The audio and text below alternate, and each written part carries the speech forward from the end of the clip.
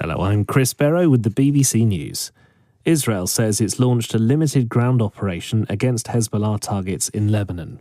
The Israeli military said the operation was localised and targeted and began a few hours ago, backed by airstrikes and artillery fire.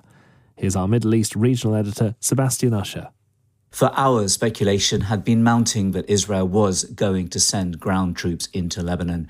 Confirmation that the operation had begun came as Israel carried out renewed strikes on the southern suburbs of Beirut, where the Hezbollah leader Hassan Nasrallah was killed last Friday. The Israeli Defense Minister Yoav Gallant had earlier announced that a new phase of the conflict was starting. There's no doubt that Israel has landed a series of heavy blows on Hezbollah in recent weeks, but it's come at the cost of Lebanese civilian lives too. Israel is going ahead with the ground incursion despite urgent calls from its main ally, the US, not to do so.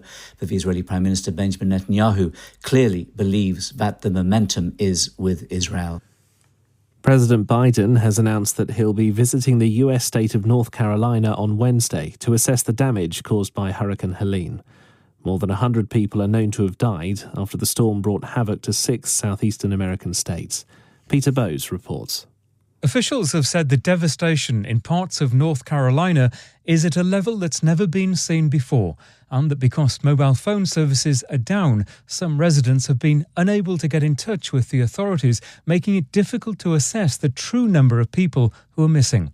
President Biden told reporters at the White House he understood that about 600 people were still unaccounted for. Asked if climate change was to blame for the trail of destruction, the president responded, absolutely, positively, unequivocally, yes. More than 20 people have been killed in an airstrike by Nigeria's military on a village in the northwest of the country. The Air Force said it was targeting armed gangs and their hideout in Kaduna State, but local residents claim a mosque and homes were hit instead. Chris Walker has the latest for us from Abuja.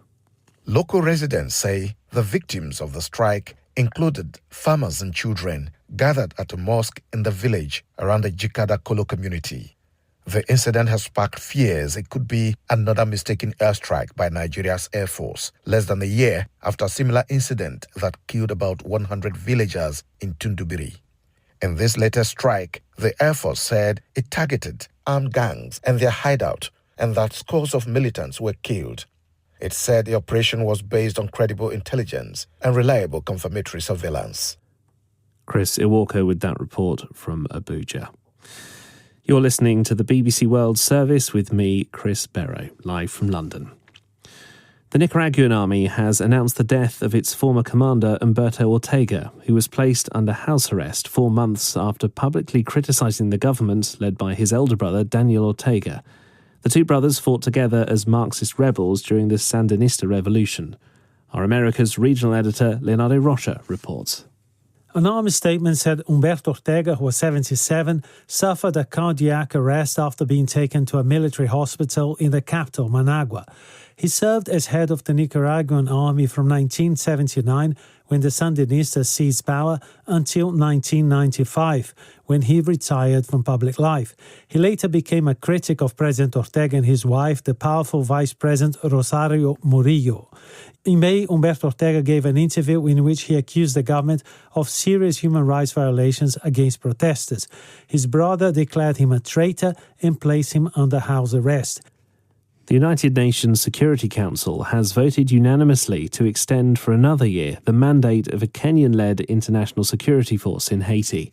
400 Kenyan policemen were deployed to Haiti in June to tackle the gangs that control much of the capital, Port-au-Prince.